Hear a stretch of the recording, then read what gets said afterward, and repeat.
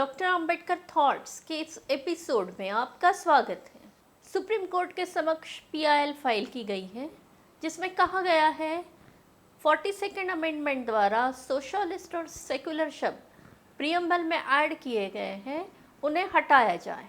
PIL कहती है 1976 का 42वां अमेंडमेंट संविधान के मूल्य और भारत की ऐतिहासिक और सांस्कृतिक हिस्ट्री के खिलाफ है। संविधान के ओरिजिनल प्रस्तावना में सेक्युलर शब्द नहीं था, इसलिए जो इस शब्द का विरोध करते हैं और जो लोग इस शब्द को संविधान की प्रस्तावना से हटाने के पक्ष में हैं, वह सीधे यह दलील देते हैं कि डॉक्टर अंबेडकर ने इस शब्द को प्रियम्बल में जोड़ने से मना किया। आइए अब जानते हैं संविधान सभा में क्या हुआ। केटी शाह ने 15 नवंबर 1948 को प्रियम्बल में संशोधन का प्रस्ताव रखा, जिसमें उन्होंने सेक्युलर, फेडरल और सोशलिस्ट शब्द को प्रियम्बल में जोड़े जाने का प्रस्ताव रखा।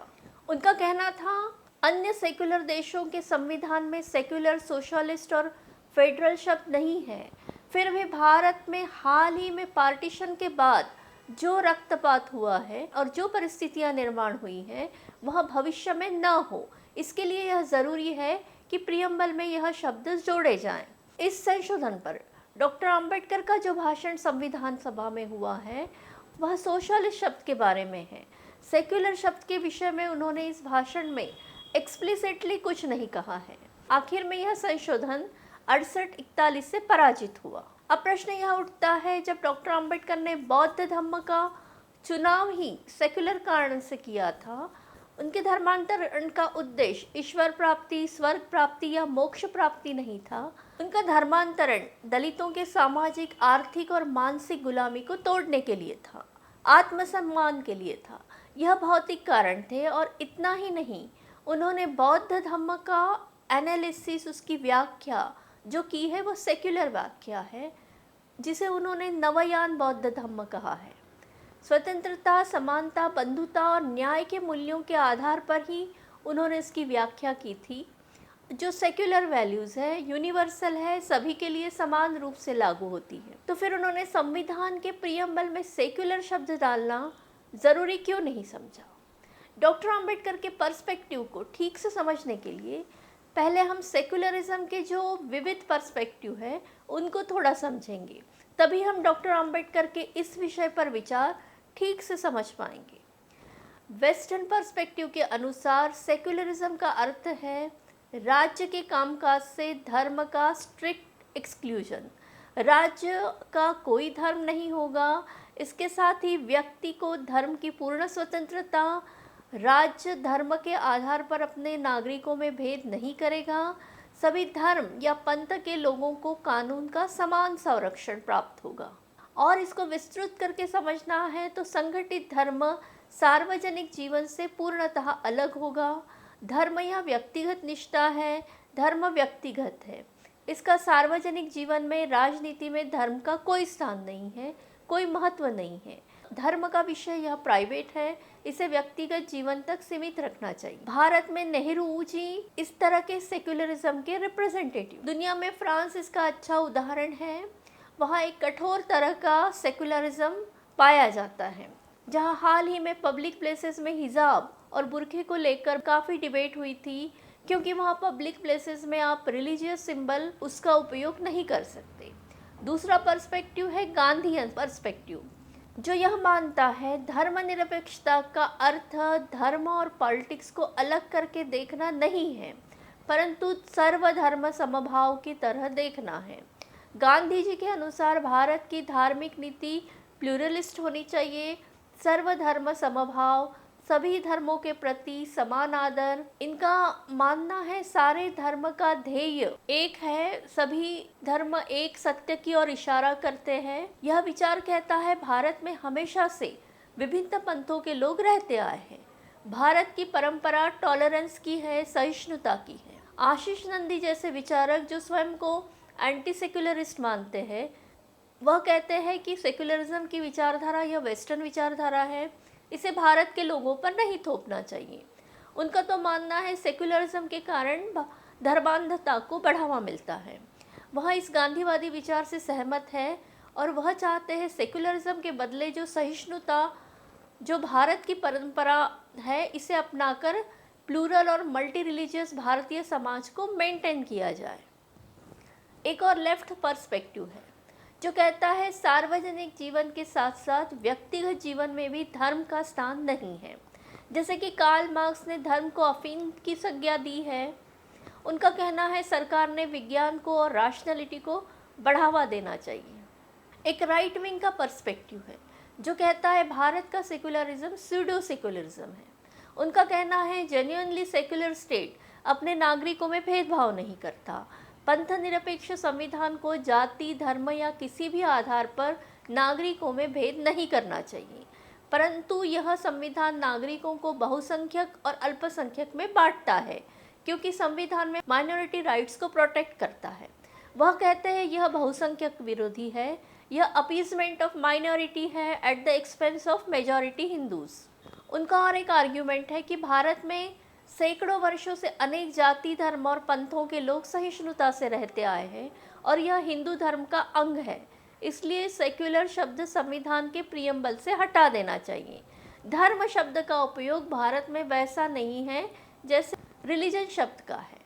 संविधान सभा की बहस में महावीर त्यागी ने कहा था कि अनुसूचित जाति, सिख, मुस्लिम और हिंदू किसी को भी आरक्षण की मांग नहीं करनी चाहिए क्योंकि हम सेक्युलर राज्य है। हम किसी भी धार्मिक समूह को कोई विशेष लाभ या आरक्षण नहीं देंगे। कुछ लोग कहते हैं सेक्युलर स्टेट में सबके लिए हर क्षेत्र में समान लॉ होना चाहिए। सेक्युलर लॉ में पर्सनल लॉज का कोई स्थान नहीं होना चाहिए, नहीं माइनॉरिटीज़ के लिए कोई स्पेशल प्रोटेक्शन।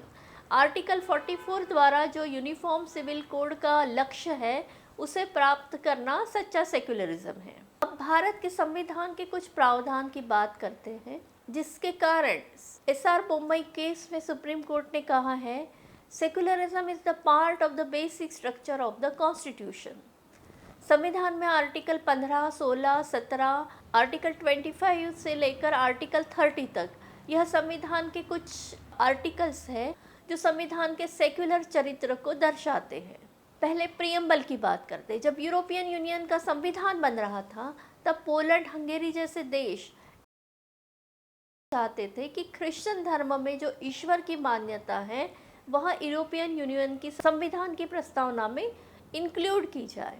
वहीं फ्रांस, स्वीडन जैसे देश, इसके सेक्युलर देश, इसके खिलाफ थे।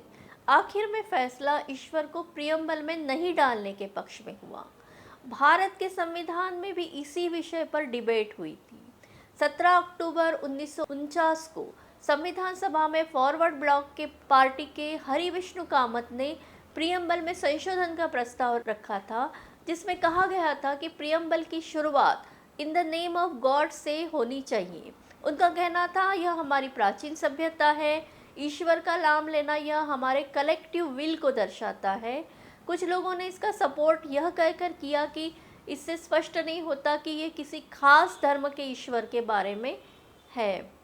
एच.एन. कुंजरू ने यह कहकर विरोध किया कि इससे हमारा संकुचित और पंथवादी स्पिरिट दिखाई देता है। धर्म व्यक्तिगत है और निजी है। आखिर में फैसला इस प्रस्ताव के विरोध में हुआ। आर्टिकल 14, 15, 16 के तहत प्रत्येक को समानता के अधिकार है, नॉन डिस्क्रिमिनेशन के राइट्स है। आर्टिकल 17 के तहत अस्पृश्यता का पालन करना गुनाह है। आर्टिकल 21 के साथ प्रत्येक नागरिक को गरिमा के साथ जीवन जीने का अधिकार है। आर्टिकल 25, 26, 27 और 28 के तहत धर्म की स्वतंत्रता है जिसके अंतर्गत धर्म का पालन करने और उसका प्रचार प्रसार करने की स्वतंत्रता है। आर्टिकल 29, 30 के तहत अल्पसंख्यक समुदाय के सांस्कृतिक और शैक्षणिक अधिकारों के राइट्स है। आर्टिकल 29 द्वारा माइनॉरिटी को यह अधिकार है कि वह अपनी भाषा, लिपि और संस्कृति की रक्षा कर सकता है। आर्टिकल 30 भाषिक और धार्मिक माइनॉरिटीज़ को यह अधिकार देता है कि वह अपने शिक्षा संस्थान को प्रस्तावित कर सकता है, उनके एडमिनिस्ट्रेशन के काम कर सकता है। ऐसे इंस्टीट्यूशन में सरकारी या किसी किस्म की सहायता प्रदान की जा सकती है। इतना ही नहीं, पब्लिक ऑर्डर, नैतिकता और समाज के स्वास्थ्य का ध्यान रख के अपने धार्मिक शिक्षा संस्थान स्थापित कर सकते हैं और उनको चला भी सकते हैं। आर्टिकल 325 कहता है कि कोई भी व्यक्ति उसके रिलीजन के आधार पर इलेक्टोरल सूची में नहीं ऐड किया जा सकता है, नहीं बाहर किया जा सकता है। अब हम संविधान के सेक्युलरिज्म से संबंधित एक यूनिक फीचर की ओर ध्यान देते हैं। वह है आर्टिकल 25(2).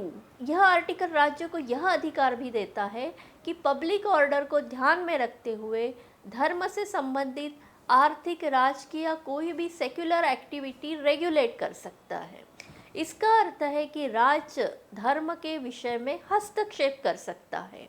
धार्मिक स्वतंत्रता के अधिकार जब समानता के अधिकार के साथ टकराएंगे तो राज्य का यह अधिकार होगा कि वह धर्म के मामले में हस्तक्षेप करे।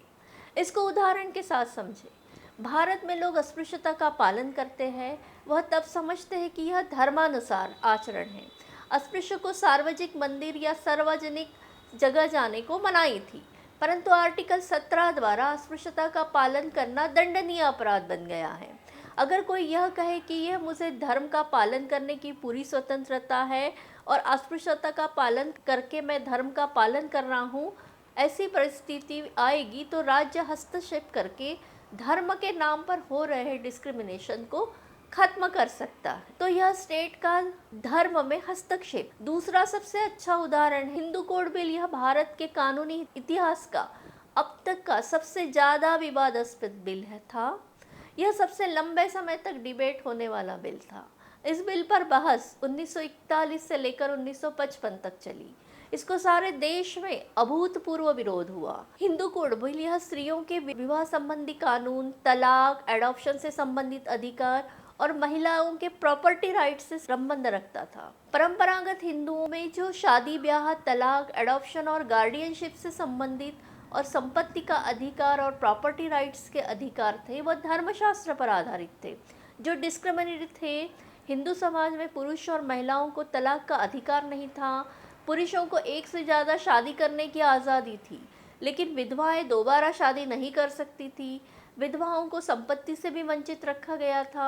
वह कानून ब्रिटिश पीरियड में भी कायम रहे। यह कानून स्त्रियों के समानता के और स्वतंत्रता के मूलभूत अधिकारों के विरुद्ध थे और उनके समानता और स्वतंत्रता के मूलभूत अधिकारों की पूर्ण प्राप्ति के लिए इन कानूनों में बदलाव होना जरूरी था। डॉक्टर अंबेडकर ने कहा था, sovereignty of scriptures of all religions must come to an end if we want to have a united integrated modern India। हाल ही में भारत सरकार में ट्रिपल तलाक के अगेंस्ट लॉ पास किया है। यह एक और state intervention in the religion का उदाहरण है। तो संविधान ने राज्य को धर्म से पूर्णतः पृथक नहीं किया है। संविधान के लिए स्टेट एक इंस्ट्रूमेंट है to impart social and economic justice. Article 25 द्वारा सरकार समानता और सामाजिक न्याय के लिए धर्म में हस्तक्षेप कर सकती है। पहले भारत के संविधान में जो राज्य और धर्म के बीच के संबंध को स्पष्ट करने के लिए इक्विडिस्टेंस अर्थात सभी धर्मों से समान दूरी शब्द का उपयोग किया जाता था, वह पूरी तरह ठीक नहीं है। इसके लिए प्रोफेसर राजीव भार्गव ने एक सटीक शब्द का इस्तेमाल किया है, वह है प्रिंसिपल डिस्टेंस। राज्य और धर्म के बीच सिद्धांत के आधार पर सिद्धांतिक दूरी, तत्वनिष्ठ दूरी, इक्विडिस्टेंस या सभी धर्मों से समान दूरी नहीं तो सिद्धांत के आधार पर दूरी। इसका अर्थ यह है कि जब राज्य धर्म के मामले में हस्तक्षेप संवैधानिक मर्यादा या मूल्यों के आधार पर करेगा, इसके लिए जो अलग अलग धर्मों को अलग अलग तरह से ट्रीट कर सकता है, यह प्रियम्बल में जो संवैधानिक लक्ष्य है उसके प्राप्ति के लिए होगा। अब डॉक्टर अंबेडकर के सेक्युलरिज्म पे विचार समझते हैं। भारत की सेक्युलरिज्म की मेन स्ट्रीम मीडिया की डिबेट के साथ एकेडमिक डिबेट में भी जिस प्रकार से कास्ट शब्द गायब है, ठीक उसी प्रकार डॉक्टर अंबेडकर का पर्सपेक्टिव भी नदारद है। सारी डिबेट विभिन्न धर्म और राज्य के संबंध को लेकर है। यह इंटर रिलीजन है। एक ही धर्म के अंदर जो असमानताएं है, डिस्क्रिमिनेशन है, उसको राज्य कैसे देखता है। जो विभिन्न इंट्रा रिलीजियस धार्मिक मान्यताओं के चलते एक शासक वर्ग है और दूसरा शासित वर्ग, इसके साथ राज्य का क्या रवैया होना चाहिए, इस पर डिबेट नहीं होती है। क्या ऐसे स्थिति में राज्य यह कह सकता है कि वह धर्म के मामले में तटस्थ है? डॉक्टर अंबेडकर ओरिजिनल थिंकर है। यह ओरिजिनलिटी तब से है जब उन्होंने उम्र के 25वें वर्ष में कास्ट इन इंडिया निबंध लिखा था, जिसमें उन्होंने पहली बार कास्ट का फेमिनिस्ट इंटरप्रिटेशन रखा था, और यह ओरिजिनलिटी तभी से दिखाई देती है। सेक्युलरिज्म पर भी डॉक्टर अंबेडकर के विचार केवल संविधान में जो प्रावधान है उसके कई आगे है, जिसे सारी दुनिया ने इस पर संज्ञान लेना जरूरी है।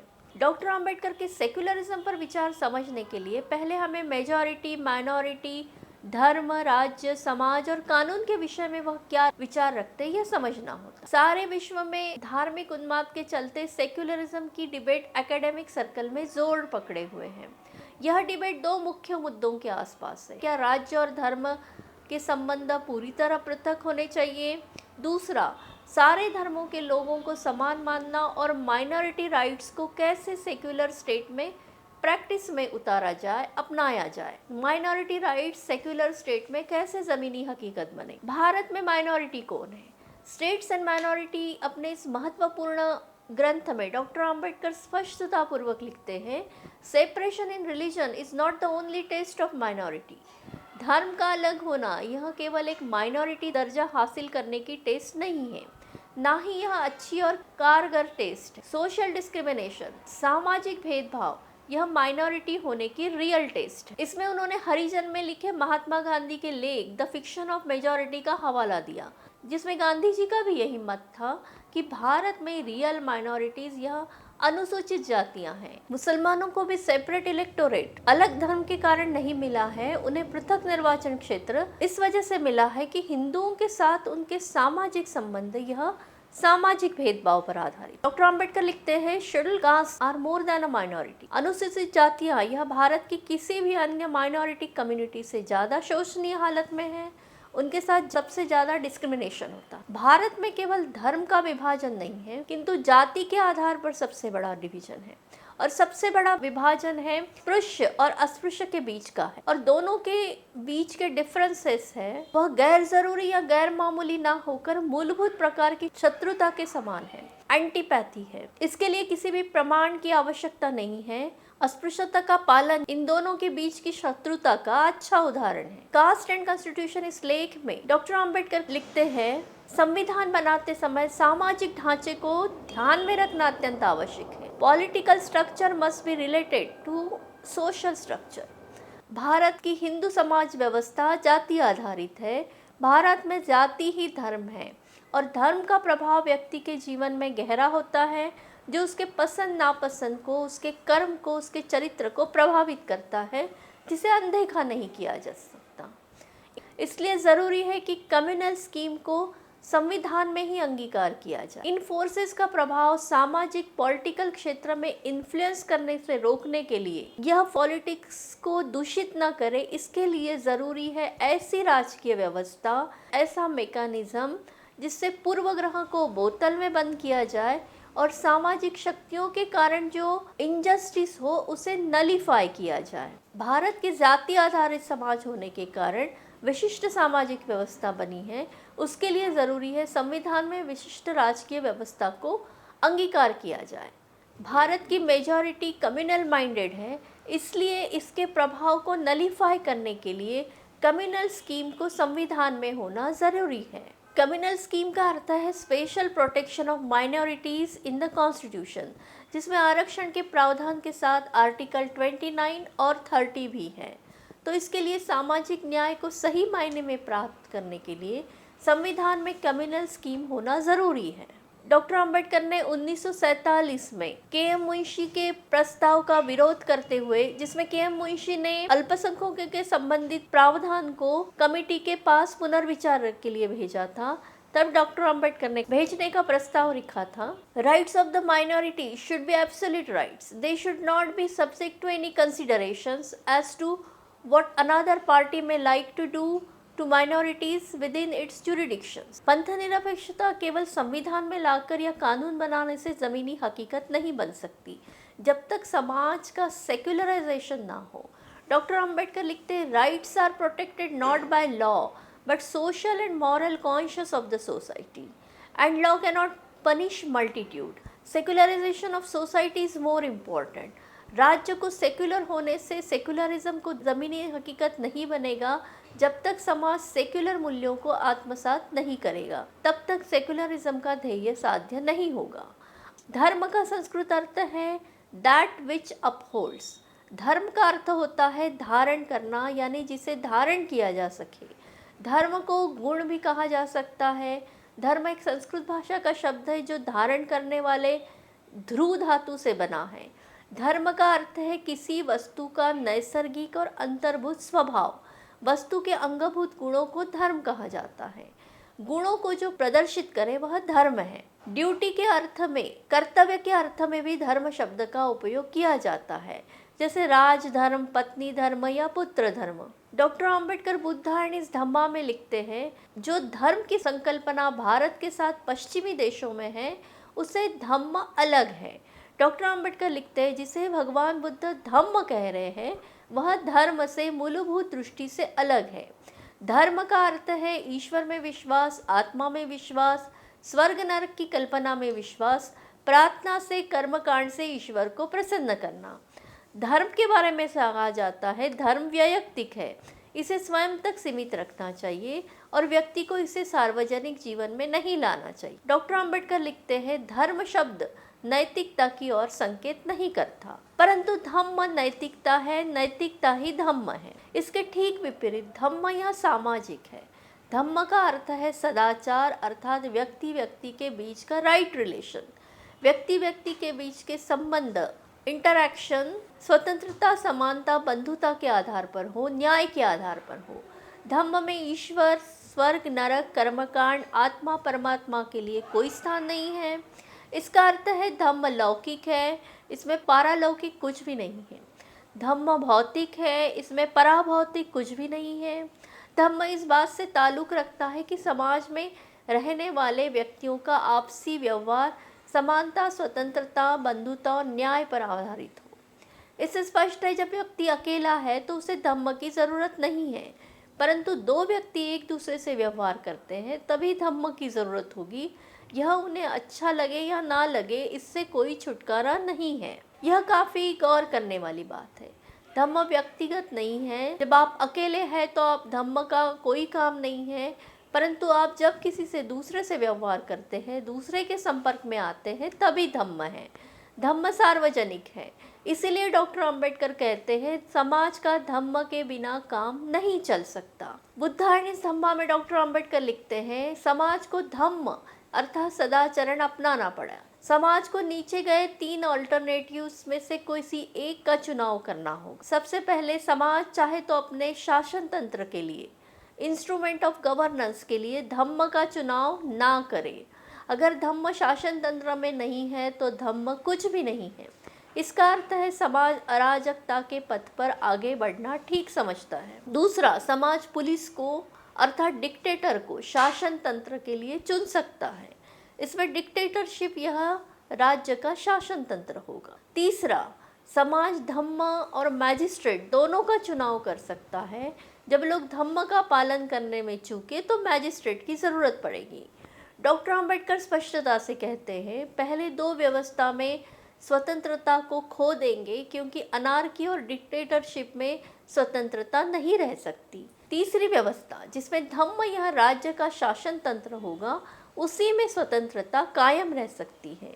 राज्य का शासन तंत्र धम्म होगा तो उसमें राज्य कैसा होगा?